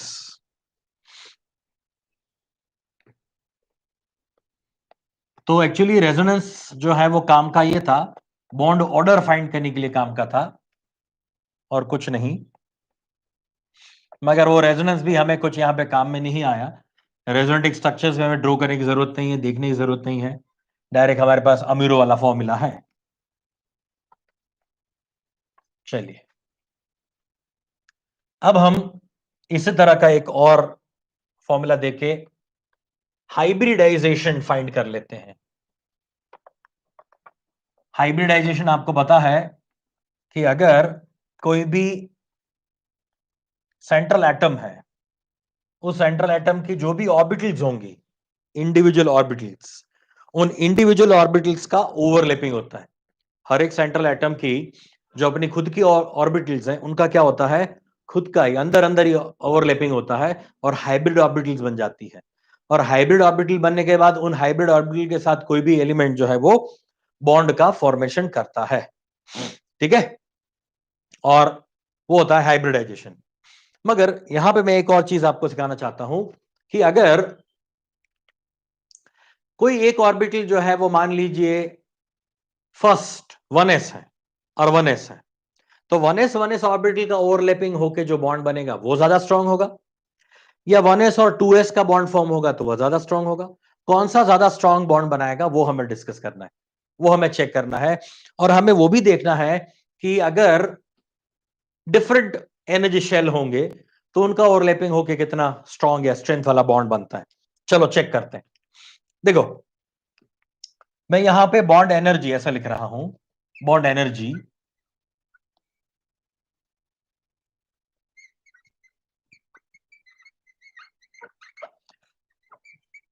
Bond energy 1s 1s 1s का ओवरलैपिंग हो रहा है ना? अच्छा, ऐसा हो सकता है 1 2 का ओवरलैपिंग हो जाए, 1s 2s का हो सकता है, 2 2 का हो सकता है, 2 3 का हो सकता है, ऐसा ओवरलैपिंग हम दिखा सकते हैं, है ना? तो अब मुझे बताओ, देखो यहां पे आपका जो नंबर है वो डिफरेंट है, मगर आपकी ऑर्बिटल जो है वो सेम रहेगी। मैं ऐसा बताना चाह रहा हूं कि ये 1s है, 1s 2s है, 2s 2s है, 2s 3s है, तो ऑर्बिटल सेम है, आपका जो नंबर है वो डिफरेंट है, यानी ये जो प्रिंसिपल क्वांटम नंबर है वो अलग अलग हो सकता है। तो यहां पे ज्यादा अच्छा ओवरलैपिंग किसका होगा, 1 1 का, 1 2 के कंपैरिजन में, 2 2 का, 2 3 के कंपैरिजन में। ये बॉन्ड एनर्जी का ऑर्डर है, इस ऑर्डर में बॉन्ड एनर्जी जो है वो डिक्रीज होती है, ठीक है, क्योंकि 1 1 जो है वो क्या है, दोनों ऑर्बिटल एक दूसरे के काफी नजदीक हैं। काफी नजदीक अगर ऑर्बिटल्स होंगे तो क्या होगा, उनके बीच में ओवरलैपिंग जो है बहुत इजीली हो पाएगा, ठीक है, उनके बीच में ओवरलैपिंग जो है ज्यादा इजीली हो पाएगा, 1 1 1 2 2 2 एंड 2 3। Is it okay? जितनी नजदीक उतना ज्यादा ओवरलैपिंग, ये दूर चली गई तो कम, ये दूर और चली गई तो और कम, 3 3 वाला इसके बाद आएगा, ठीक है ना? यहां पे क्या था, एन डिफरेंट था और ऑर्बिटल सेम थी। अब मैं दूसरा केस ऐसा ले रहा हूं कि एन सेम होगा, ऑर्बिटल डिफरेंट होंगी। तो अगर ऑर्बिटल डिफरेंट है तो क्या क्या हो सकता है, मान लो मैं ले रहा हूं एस ऑर्बिटल और एस ऑर्बिटल, दूसरा ले रहा हूं मैं s orbital and p orbital, तीसरा ले रहा हूं मैं p एंड p ऑर्बिटल। बस ये 3 केस हमारे पास हो सकते हैं। इसके बाद d भी ले सकते हो, मगर वो इतना ज्यादा काम में नहीं आने वाला। हमारे लिए सिर्फ ss sp एंड pp जो है वही हम दिमाग में रखेंगे। यहां पे n जो है वो क्या होगा, सेम,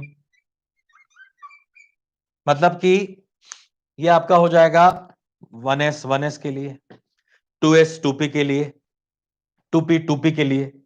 मतलब कि यहां पे दोनों में n सेम है, इन दोनों में n सेम है, इन दोनों में n सेम है।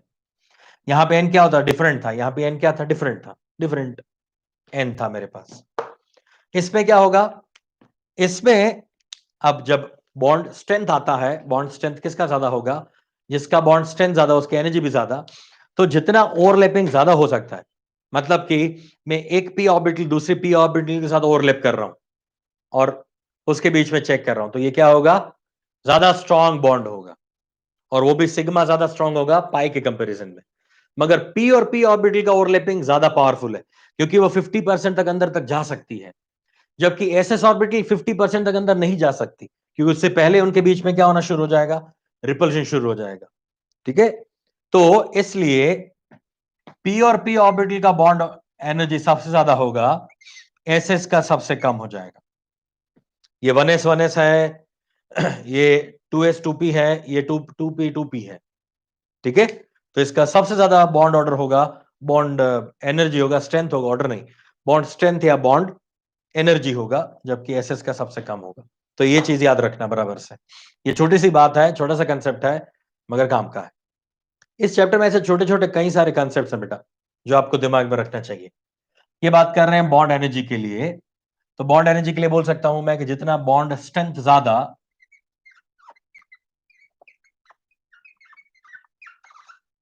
या फिर प्रोपोर्शनल टू बॉन्ड ऑर्डर, उतना ही ये बॉन्ड एनर्जी भी ज्यादा। तो ये सारी चीजें जो है वो क्या है, प्रोपोर्शनल है, bond strength, bond order and bond energy. अच्छा, अब इसमें मैं एक चीज और जोड़ देता हूं, वो है बॉन्ड लेंथ। बॉन्ड लेंथ देखिए, जैसे मैंने बताया यहां पे कि इसका बॉन्ड लेंथ छोटा होगा क्योंकि ये नजदीक आ सकते हैं, और जबकि इसका बॉन्ड लेंथ क्या हो जाएगा, दूर हो जाएगा। अगर बॉन्ड लेंथ ज्यादा है तो एनर्जी क्या है, कम है, एनर्जी कम है तो बॉन्ड ऑर्डर यानी बॉन्ड स्ट्रेंथ भी क्या हो जाएगा, कम हो जाएगा। तो bond order, bond energy, bond strength के साथ जो बॉन्ड लेंथ है, बॉन्ड लेंथ, वो हमेशा क्या रहेगा, इनवर्सली प्रोपोर्शनल। जितना ज्यादा इलेक्ट्रोनेगेटिविटी, इसके साथ इलेक्ट्रोनेगेटिविटी का भी रिलेशन आ सकता है, जितना इलेक्ट्रोनेगेटिविटी ज्यादा, दोनों का बॉन्ड स्ट्रेंथ ज्यादा, बॉन्ड ऑर्डर ज्यादा, बॉन्ड एनर्जी ज्यादा, और bond length come.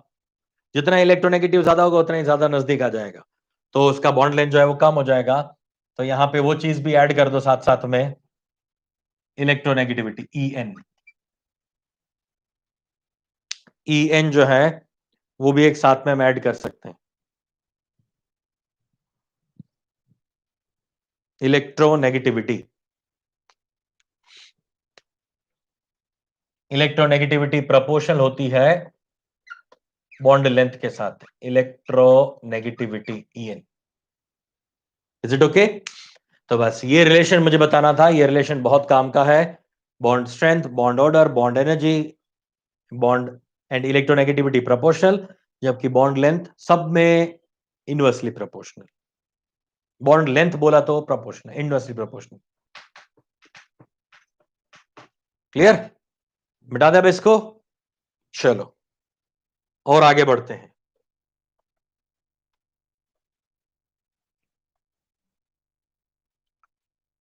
Let's move ahead.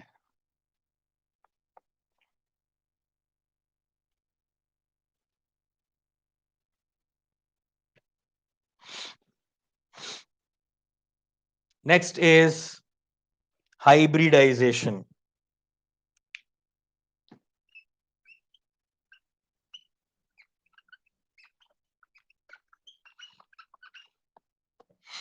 Hybridisation से पहले मैंने आपको ओवरलैपिंग वाला और ये कंसेप्ट आपको बता दिया, बॉन्ड स्ट्रेंथ बॉन्ड लेंथ वाला। अब हाइब्रिडाइजेशन में डायरेक्टली याद रखो,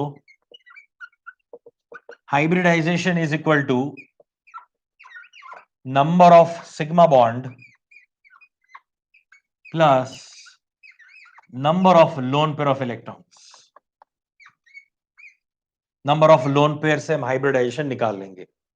हाइब्रिडाइजेशन निकालने का एक और तरीका भी है, वो valence electrons, bonded electrons, monovalent के लिए ऐसा करके भी हम निकाल सकते हैं।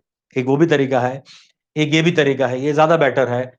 Number of sigma bond plus number of lone pair of electrons, ये हाइब्रिडाइजेशन की वैल्यू अगर 2 है तो sp हाइब्रिडाइजेशन, अगर ये 3 है तो sp2, अगर ये 4 है तो sp3, 5 sp4 यानी sp3 यानी sp3d, 6 है तो sp3d2, और अगर 7 है तो sp3d3, और ये हो सकता है d2sp3, और ये हो सकता है dsp2, है ना। ये तो आप जानते हो कि ये पीछे वाली डी ऑर्बिटल कब काम आएगी, जब आपका वीक लिगेंड होगा, और ये कब आएगा, जब आपका स्ट्रॉन्ग लिगेंड होगा। स्ट्रॉन्ग लिगेंड होगा तो इनर डी ऑर्बिटल यूज हो जाती है, और अगर वीक लिगेंड है तो आउटर डी ऑर्बिटल यूज होती है। बस, तो इससे आप डिसाइड कर सकते हो कि हाइब्रिडाइजेशन क्या होगा। दैट्स ऑल, बस इतना ही दिमाग में रखना है। बाकी कहानियां तो आपको पता है, sp3 बनने के लिए एक s ऑर्बिटल चाहिए, और बाकी 3 p ऑर्बिटल्स की रिक्वायरमेंट होती है। तीनों को जोड़ के जो ऑर्बिटल बन जाती है वो होती है sp3 ऑर्बिटल, और sp3 ऑर्बिटल का शेप हो जाता है टेट्राहेड्रल, टेट्राहेड्रल शेप है। ठीक है, मैं उसको ऐसे याद रखवाता हूं कि ये आपका जो है वो रेड कलर है, एक रेड कलर है, और ये 3 हमने ले लिए व्हाइट कलर। तो ये रेड और व्हाइट कलर मिक्स होके क्या बन जाएंगे, पिंक कलर। ठीक है, कलर बन जाएगा पिंक। कभी ऐसा होगा कि इसमें से एक कलर व्हाइट रहेगा और 3 जो है वो रेड रहेंगे, या फिर एक रेड होगा और तीनों व्हाइट होंगे? कभी ऐसा नहीं होता। अगर इनका बराबर से होमोजीनियस मिक्सचर बन गया, तभी क्या होता है, वो आपका बराबर से मिक्स हुआ बोला जाएगा, और पूरा कलर कैसा बन जाएगा, पिंक। मतलब बताने चाह रहा हूं मैं कि ये भी पिंक है, ये भी पिंक है, ये भी पिंक है, और ये भी पिंक है, यानी चारों sp3 हाइब्रिडाइज्ड ऑर्बिटल है। कोई s कोई p ऐसा अलग नहीं है ना। तो कई लोगों को ये मिसकंसेप्ट होता है कि जब sp3 हाइब्रिडाइजेशन होता है तो उसमें एक s और 3 p ऑर्बिटल्स होती है। नहीं होती, नहीं है sp3 में, वो तो पहले इनिशियल स्टेज में होती है, कंबाइंड होके होमोजीनियस मिक्सचर बना के। अब तो चारों ऑर्बिटल sp3 हो जाती है ना। तो अब यहां से क्वेश्चन बनता है, देखना। अब ये हमारी sp3 ऑर्बिटल्स हैं चारों। मान लो हम बात कर रहे हैं कार्बन के लिए, तो कार्बन के चारों sp3 ऑर्बिटल्स हैं, हाइब्रिड ऑर्बिटल्स हैं। इसके साथ यहां पे मैंने हाइड्रोजन जोड़ दिया, ये H H H H H H H H H H H, ये कार्बन। अब आपको क्वेश्चन क्या पूछा जाएगा, सुनना। अब आपको क्वेश्चन ये पूछा जाएगा कि मीथेन में कार्बन और हाइड्रोजन कौन कौन सी ऑर्बिटल से जुड़े होते हैं, right? What are the orbitals involved in the bond formation of C and H in sp4 in CH4? CH4 में कौन सा है? तो आपका आंसर होना चाहिए sp3 एंड s, क्योंकि हाइड्रोजन की ये s ऑर्बिटल इन्वॉल्व है, जबकि कार्बन की तो sp3 इन्वॉल्व है। तो ऑप्शंस आपको दिए होंगे SS, PS, PP, या sp3s, या sp2s, ऐसा करके भी कुछ दे सकते हैं, है ना। कोई एक ऑप्शन ऐसा भी दे देंगे। तो ये sp3 और s के साथ का ये बॉन्ड फॉर्मेशन है, ना कि ps का, ना ss का, और कुछ नहीं। ये sp3 और s का है, आया समझ में, राइट? तो ये जो बॉन्ड बन रहा है, ये सिग्मा बॉन्ड जो है, वो sp3 और s ऑर्बिटल के ओवरलैपिंग की वजह से है बेटा। हुआ क्लियर, राइट? ये भी सिग्मा बॉन्ड है, यहाँ पे हेड ऑन ओवरलैपिंग कौन सी दो ऑर्बिटल का हो रहा है, कौन सी दो ऑर्बिटल का हेड ऑन ओवरलैपिंग है, sp3 एंड s। अच्छा, अब मान लो आपको यही क्वेश्चन पूछा गया CCl4 के लिए। आपको पूछा कि CCl4 में 4 सिग्मा बॉन्ड है, वहां पे कौन सी दो ऑर्बिटल का हेड ऑन ओवरलैपिंग होता है, ये बताओ। CCl4 में कौन सी दो ऑर्बिटल का हेड ऑन ओवरलैपिंग होता है, बताओ।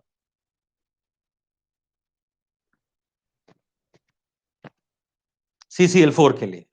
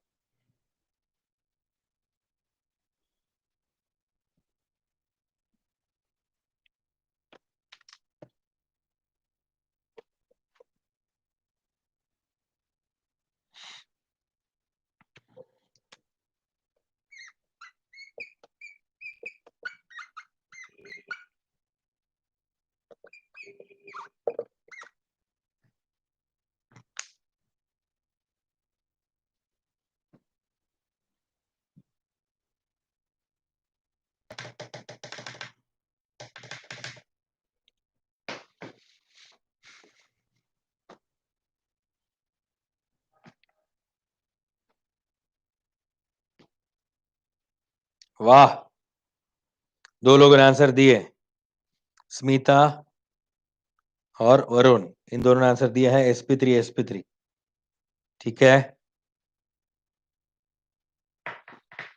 और कोई?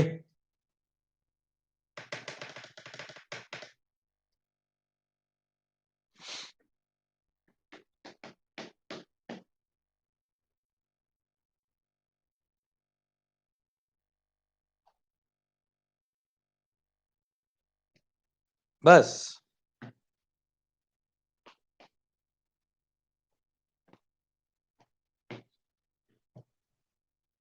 चलिए, विनीत, उसने भी sp3 दिया है।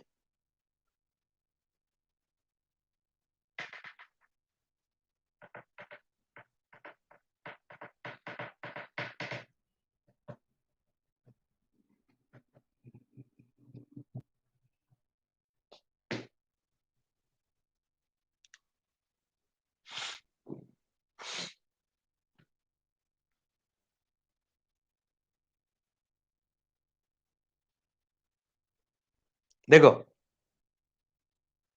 यहां पे क्या था, एक हाइड्रोजन था और एक क्लोरीन था, सॉरी कार्बन था।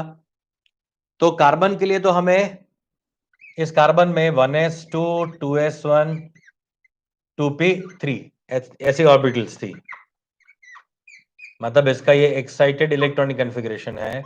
2s में एक इलेक्ट्रॉन, 2p में एक इलेक्ट्रॉन और 2p में 3 इलेक्ट्रॉन्स, मतलब इन चारों ऑर्बिटल को मिला के मैं लिख रहा हूं sp3, ठीक है।